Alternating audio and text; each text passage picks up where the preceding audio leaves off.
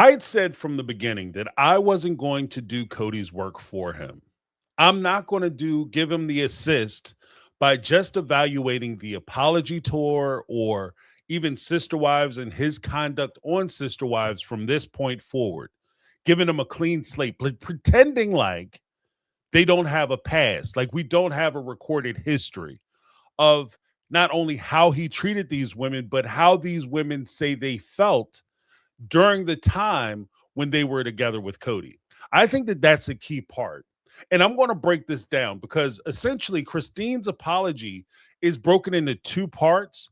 And I want to take the first part where Christine was when she walked into the room. Okay, because this isn't just, Cody and Christine were basically strangers. They had a slight deal with each other where they kind of interacted with one another. Then all of a sudden things fell apart and he just wants to apologize for things not working out.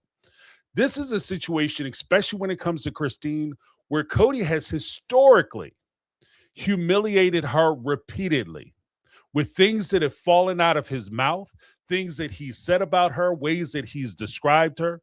We have to remember that this is the same guy who went on national television within the first season of this show airing and said that he didn't ever find Christine attractive. That not only did he not find her attractive, he found her repugnant.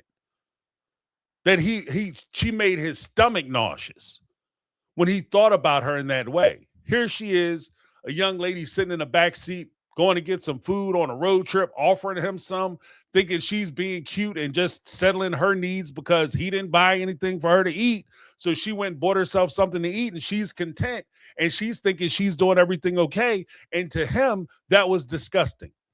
And then when she found out about it, she didn't find out about it because he said, ha ha, remember that time we went out on a special date and you got those nachos? I thought it was disgusting. Ha ha ha. That's not what happened. She didn't find out about it until they were sitting on the screen or on the couch of a nationally broadcasted show. Could you imagine that humiliation? To find out the person you had dedicated your life to is essentially saying that they never found you attractive. And I think that that's part of just one element of how he treated her, how he disarmed her, and how he destroyed her self esteem and how she felt about herself. And when she walked into the situation with her husband, where she's now going to meet with and potentially, possibly confront the guy who had treated her that way and put her in that position, dug that hole and placed her in it. She's now going to sit in a room with him across the table as a whole new person that she has spent years trying to build back up. Self-esteem that she's been trying to find. She's been trying to redevelop and redefine herself and the person that she developed herself to. And now it's a very difficult transition because it's one thing for you to build yourself up in isolation. It's another thing to take that process that you put into yourself and put it to the test by sitting across from the person who broke you down in the first place. And that's why when Christine came out, and I know I've seen where she's caught a little flack for getting dressed up and zhuzhed up, and even on my show, people have called in, why is she worried about getting dressed up for Cody? Because Cody is a person who told her she wasn't attractive. He told her she was none of that. Forget all that. He said you none of that. You're disgusting to me.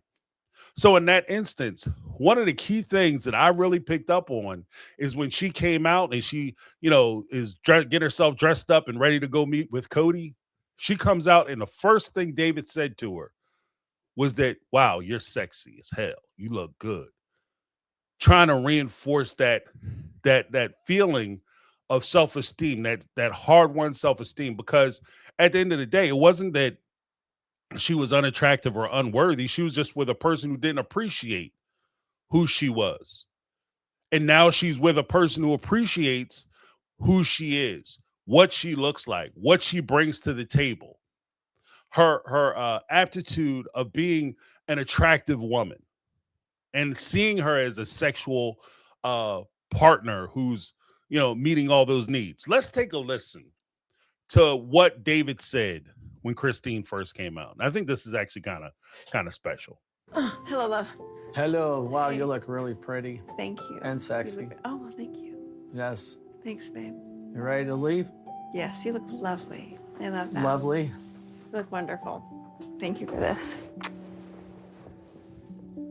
See, and I just recognize in this situation, it's important to Christine that she feels confident, that she feels like she is something different, right?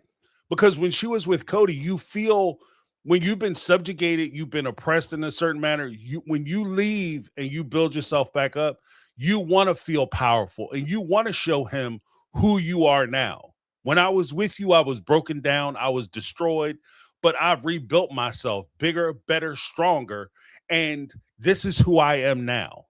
Deal with it.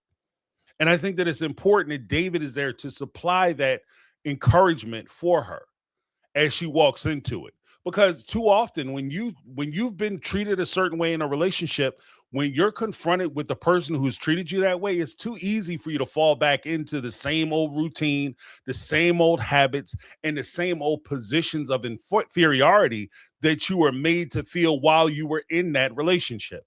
That's why David's support system in this situation is so important, I think, is because it's just merely he's not giving Christine anything that she doesn't already have for herself. I think she could have walked in this meeting and there's a real possibility she would have been fine. But having him there is just merely a reminder of all that she's accomplished for herself. And I think that that's very important. Now, one of the other key things that I noticed was one of the first statements Cody said to both David and Christine. And I take this as a temperature check. And this is a way for you to uh, take power in a situation. That's how I took this. Let's take a listen to what Cody had to say when he first sat down across from David and Christine. Thanks for meeting with me. Suck those beers down because I got some fun stuff to share with you. Oh my And it's God, all now good. I'm nervous. No, don't be nervous. I promise. See, suck those beers down. It's, issuing of orders in a demeaning fashion, sucking down beers. I'm glad you guys had something to drink. If you drink, you join them. I'm going to get some too. We're going to have a nice, relaxed conversation. But Cody did this in a way where it seemed as though he was calling the meeting, that he had summoned them to this place because this is all about him. And for him to make that statement, it reinforces the idea of this is a meeting all about me. There's an interrogation tactic. Actually, it's an interrogation tactic and also a tactic sometimes people may use in employment situations. If you're bringing in somebody who you want to make uneasy during the course of a particular interview, you may put heat on or you may, create like a light that's flickering or something, that's some annoyance there. But there's also a point where you may take the pads off the bottom of the person who you're going to be talking to.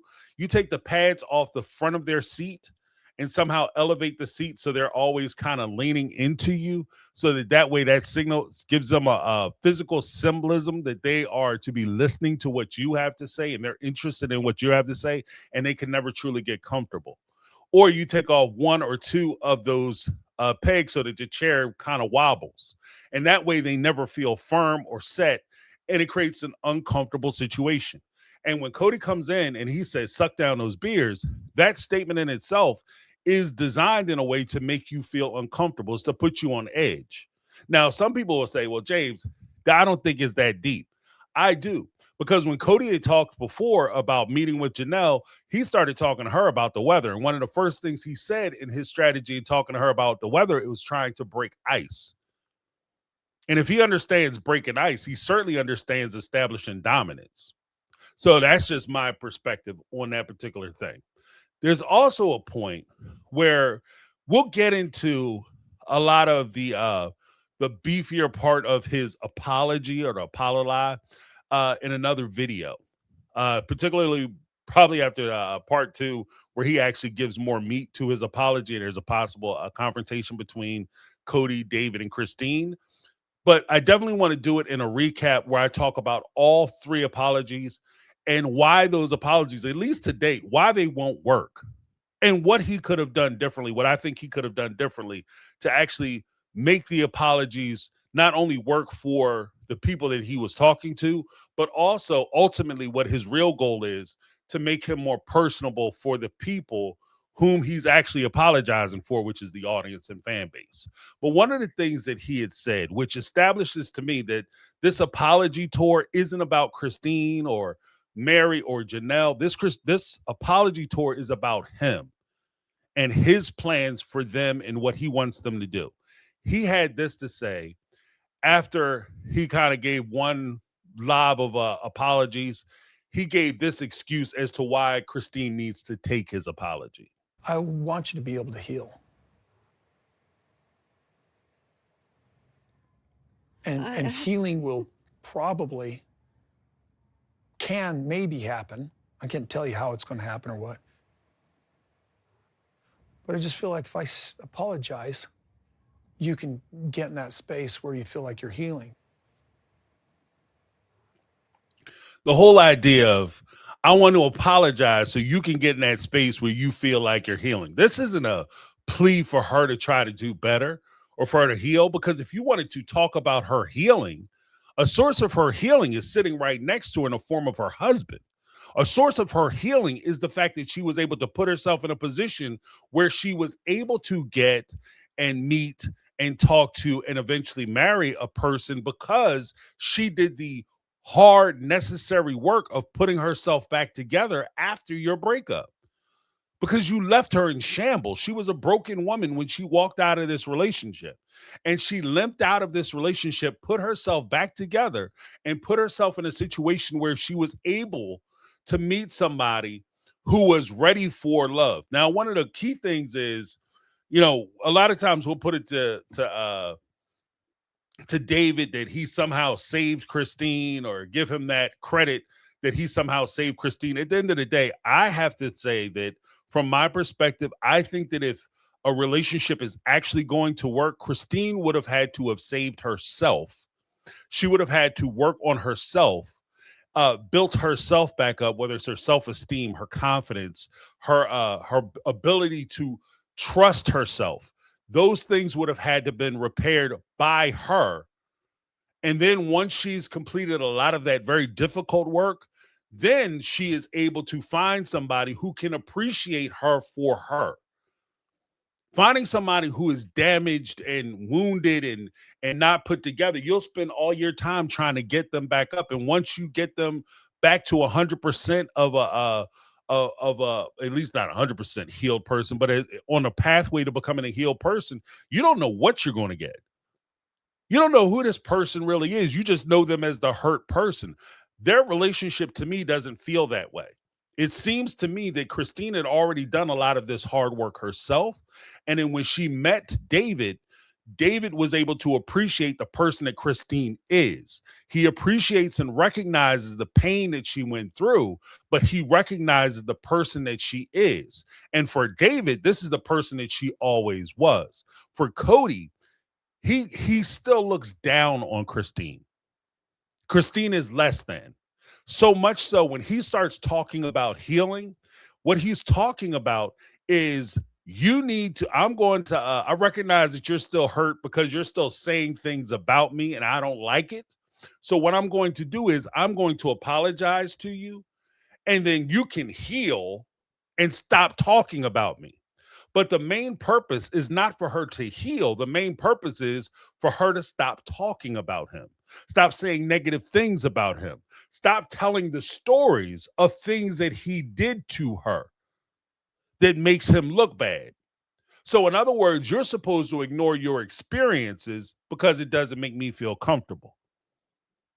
And that's the very subtle thing. And it's also weird to me that it speaks a great volume of who Cody is as a person, for him to think that he can just demand that you heal yourself at his request, at his convenience. Because these two individuals have been broken up for years. And he says all the time, I went through 3 divorces. I had a tough time. She also went through a divorce. She divorced a man who never found her attractive. She divorced a man who didn't want to spend time with her. She divorced a man who didn't think she was worthy. She divorced a man who didn't want to spend time with her children and neglected her children and essentially abandoned her children. So she was also hurt. And if you were really interested in trying to heal her or trying to help her, the apology would have been completely different, which I will cover in a different video. But you would also have made steps to try to apologize for the things you actually did. Now, Kody is going to, because Christine wants to give a little of her perspective, Kody gives her a little pushback, and it's very reminiscent of something else he said in a previous time. All right. And we'll put it all together. Let's take a look at the clip. Also, understand this. It's in the past. It's in the past, Yeah, and it's okay. but an apology doesn't hurt. Apologies are nice, but I'm saying it's okay. If I wouldn't have messed it up, then you wouldn't have what you have. Later, you might want to punch me. Right now, you probably still really appreciate it. Is that in that moment, we can see Christine reverting back to the person that she was when she was in a relationship with Kody. And this is why I think it's so important that David was there, because he, again, can come in and remind her and pull her back into, nah, baby, you're not that person anymore. Baby girl, you are somebody different. And he doesn't recognize the new person that you are. He doesn't even see you coming. Right? Because the person that she was historically was the it's okay person. Don't worry about it person. It's all right person. I'm fine person. Right? When he apologizes, she falls into, yeah, but that was in the past.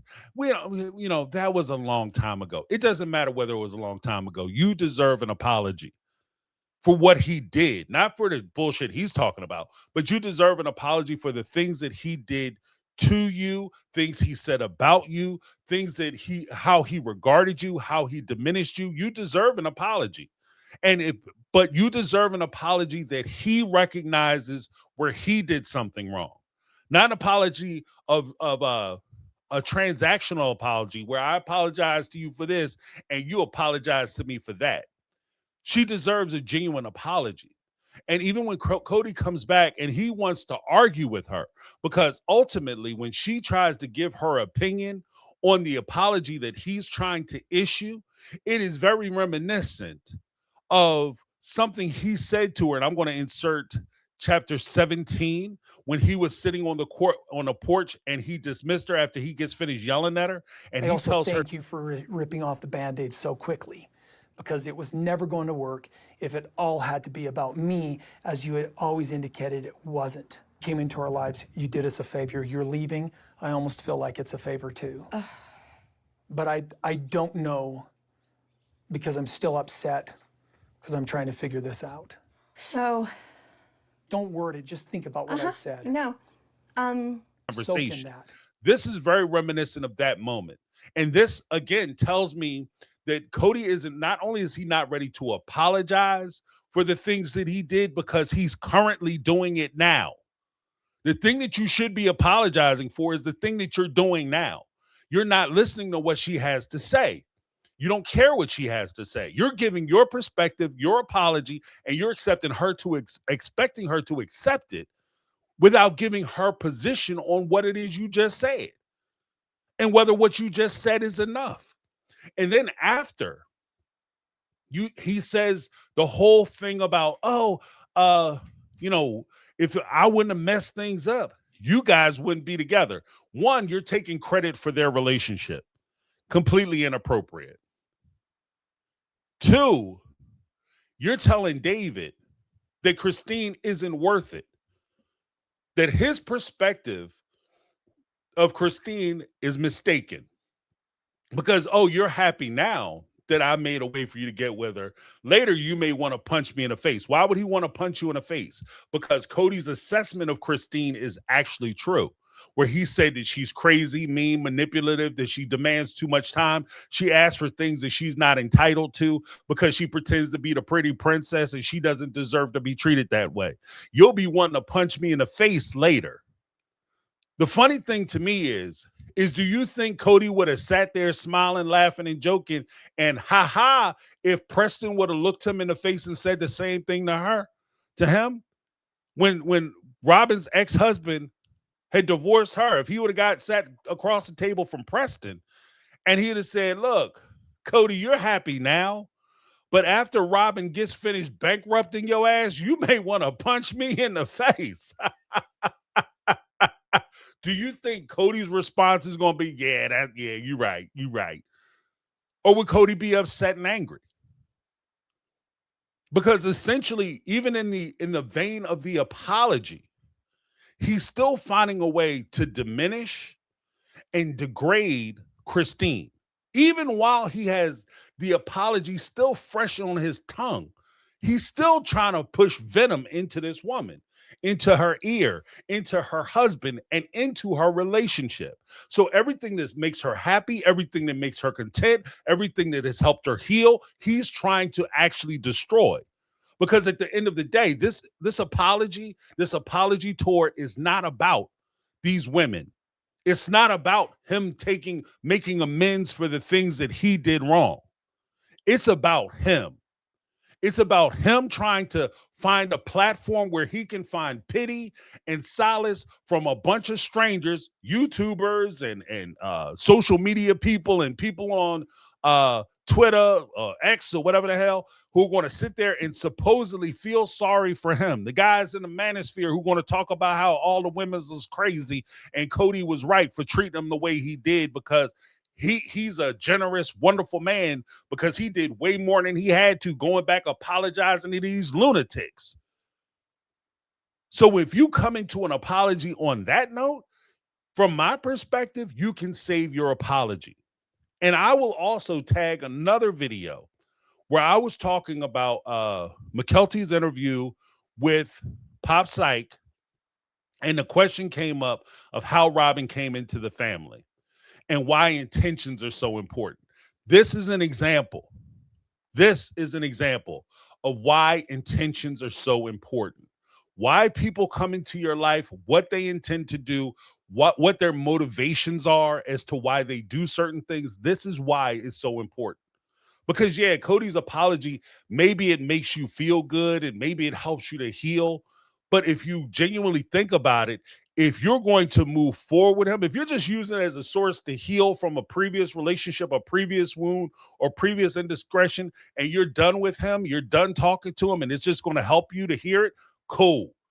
Okay, I have no problem with that. I see where everybody's coming from with that.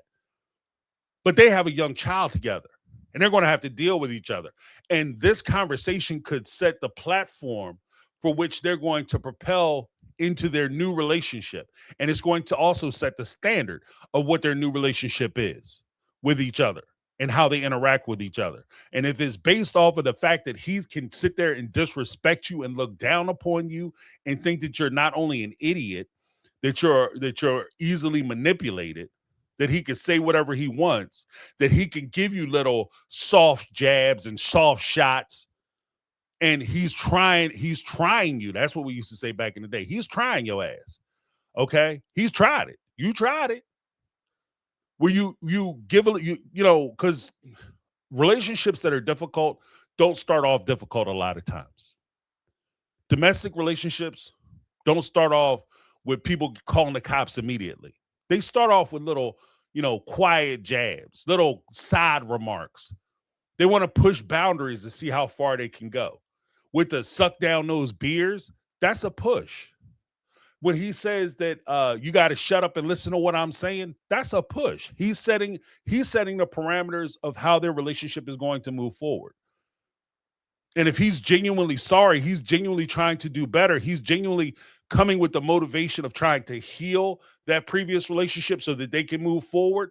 Motivation. If he's coming with that intent, then it's a lot easier for you to say, hey, I didn't like when you did that. Hey, I don't feel like you're respecting me. Hey, we have to change your behavior if we're going to continue, because I want to build that bridge. But if my motivation is just to have this meeting and to make myself look good, I don't give a shit about none of that. That's why motivation matters. Let me know what you guys think. Leave your comments down below. Hit me up on SpeakPipe. Leave a message. We will play your messages on SpeakPipe Live on Thursdays for the live stream, or you can call into the show on Tuesday where I do my live stream call-in show. All right. Thanks so much for checking me out. Make sure you hit the subscribe button. That's my take. I'm James, and this has been my take on reality, and I'm out. 'Cause I've been living life right like I could just die.